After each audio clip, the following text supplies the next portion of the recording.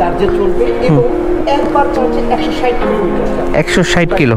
আচ্ছা, এটার সিসি হয় ঠিক বাইকের? ইলেকট্রিক বাইকের কোনো সিসি উল্লেখ হবে না। আচ্ছা, আমি একটা কথা বলি, আপনারা তো অটো দেখেছেন, রাইট?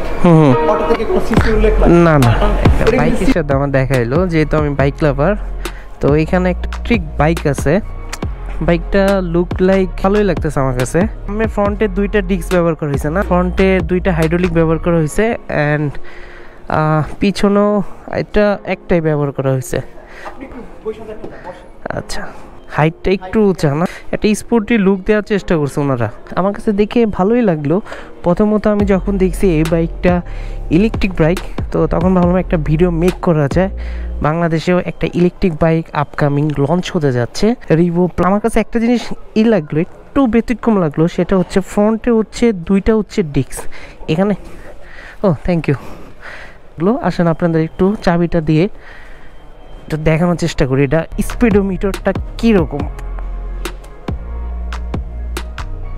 ওয়াও, মানে একটু আমার কাছে মনে হচ্ছে যে ভিডিও গেমস খেলতাম।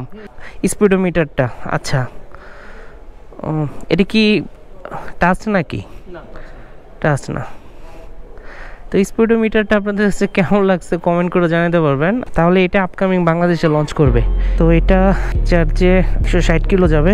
এটা নিউ ফিলিংস। আচ্ছা, এটাও ব্রেক, যেমন আমরা নর্মাল বাইকে হচ্ছে ক্লাচ ব্যবহার করি, বাট এটা হচ্ছে দুইটাতেই ব্রেক।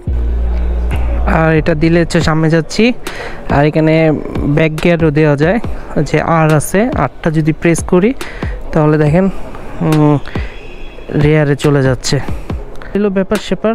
ও আপকামিং একটা ইলেকট্রিক বাইক আনতে যাচ্ছে, এটা হচ্ছে চার্জে চলবে এবং একবার চার্জে 160 কিলোমিটার। 160 kilo single person.